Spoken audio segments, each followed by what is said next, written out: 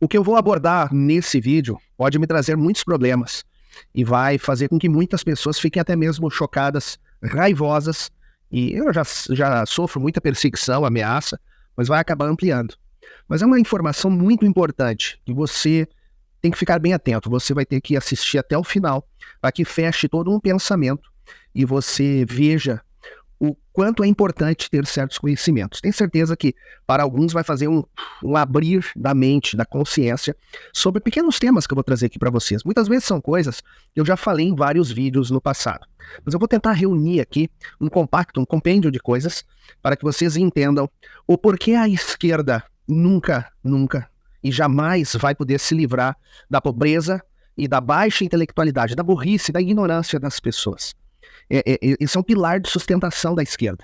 Eu vou traduzir bem para vocês. E por que que as massas, grande parte, às vezes, da população, mesmo diante de cenários tão bizarros de destruição, irresponsabilidade, corrupção, roubo, eles ainda assim permanecem, parece que ancorados nesse tipo de político nefasto.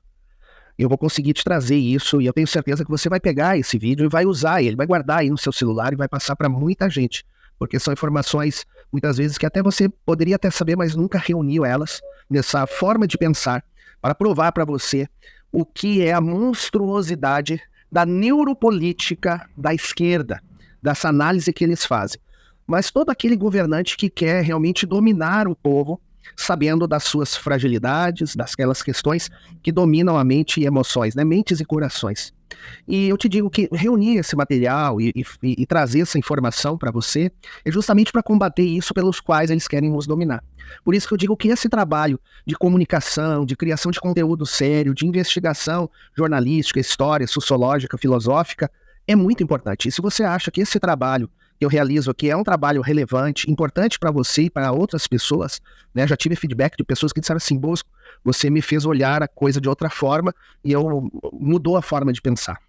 Quem fez isso comigo quando eu tinha 15 para 16 anos foi o Dr. Enéas Carneiro, tá? Ele foi uma vacina para mim passar pela doutrinação da faculdade. Mas se você acha que esse trabalho que eu faço aqui é relevante, peço que você colabore para que eu possa estar aqui mais vezes, aprofundando, tendo tempo de criar mais conteúdo para vocês. Então tá aqui o meu número de Pix, essa chave você pode utilizar também, é meu WhatsApp, e qualquer doação é muito importante, tá? Eu acredito que não interessa o valor, e sim o número de pessoas. Então, se você está assistindo esse vídeo, colabore. Colabore para que eu possa continuar diante de tanta perseguição, canal bloqueado, desmonetização, enfim, um monte de conteúdo que às vezes eu tenho que me autocensurar. Ajude para que esse trabalho permaneça no ar. Agora, você também pode, aí, de uma forma bem prática, já agora, nesse momento, curtir esse vídeo, comentar, é muito importante, venha várias vezes, comente, né, compartilhe esse material, me siga aí no Facebook, o Instagram, o YouTube, visite essas minhas outras redes chamadas Bosco Foz e colabore com esse trabalho. Qualquer instituto de pesquisa que você for pegar para ver quem vota na esquerda, e vamos aqui rotular a esquerda no Brasil de PT, né? Mas é todos esses miolos de tripa aí que se reúnem, né? PCdoB, PSOL, a gente já tem as figurinhas carimbadas, mas traduz aqui. Por que que o povo mesmo, diante de tantos problemas, vendo corrupção, roubo, uma série de coisas que acontecem, o povo vota ainda nessa turma? Em primeiro lugar é o seguinte, se qualquer instituto de pesquisa que você for avaliar, você vai ver que as classes mais, né, menos abastadas, os mais pobres, são os que mais votam no PT, na esquerda, nesse carniça aí que todo mundo chama de Lula. E por que isso? Que fenômeno explica isso? E também por que as pessoas com menor grau de instrução, menos intelectualizadas ou com menor acesso à cultura, também são aquelas que mais votam na esquerda, né, no PT, no Lula, nessa turma toda aí.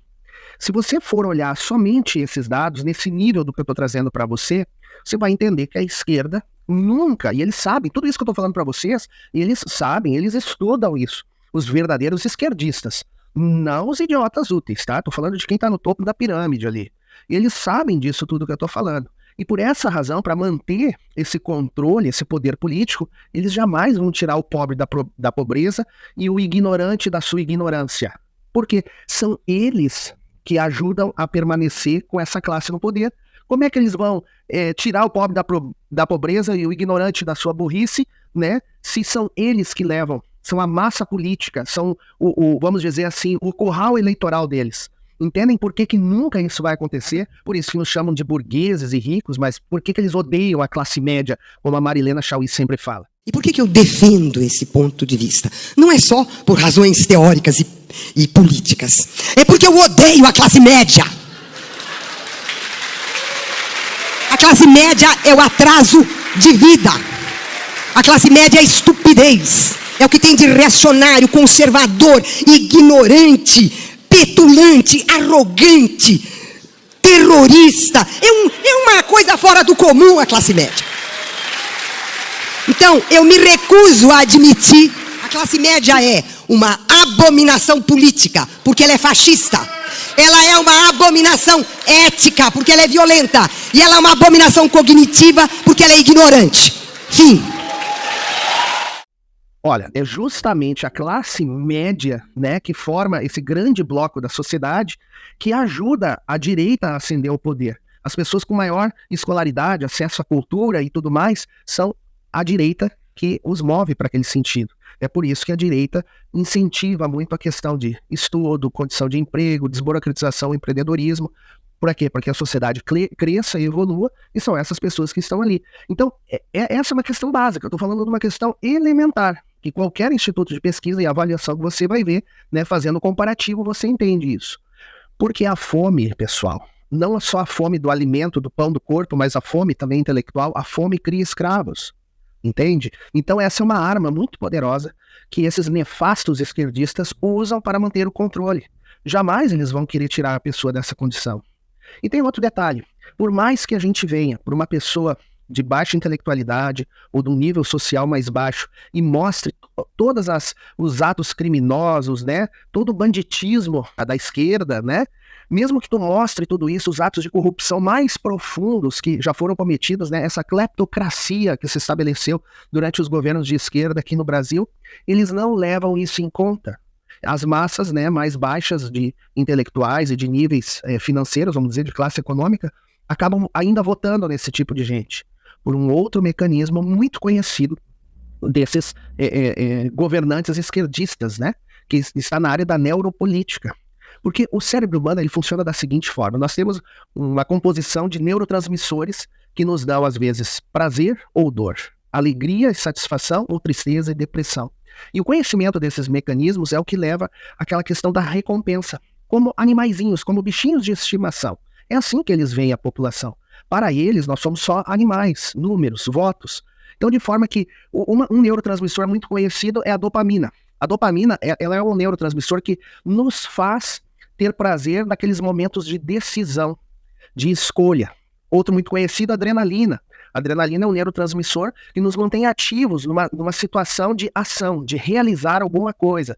E a serotonina já é aquela que te dá o mecanismo do prazer, da alegria, de vencer, de uma comemoração. Então, olha como isso é muito bem estudado. Eles dão pequenas recompensas para aquelas pessoas que têm, vamos dizer assim, fome de alguma coisa, e elas acabam, mesmo que um tempo depois, mesmo que aquele político, né, o fenômeno, por exemplo, do Vargas, né, Getúlio Vargas, que foi um ditador lá na década de 30, depois com voto na década de 50, foi amplamente votado. Como que um ditador fez esse fenômeno de, numa época de ditadura e depois de voto, ascender de tal forma? Porque o povo, a mente humana, ela trabalha com êxito. Então, o ser humano ele não guarda os fracassos, ele não quer lembrar dos fracassos, ele quer lembrar daquilo que deu certo, daquela recompensa, daquele benefício que ele teve.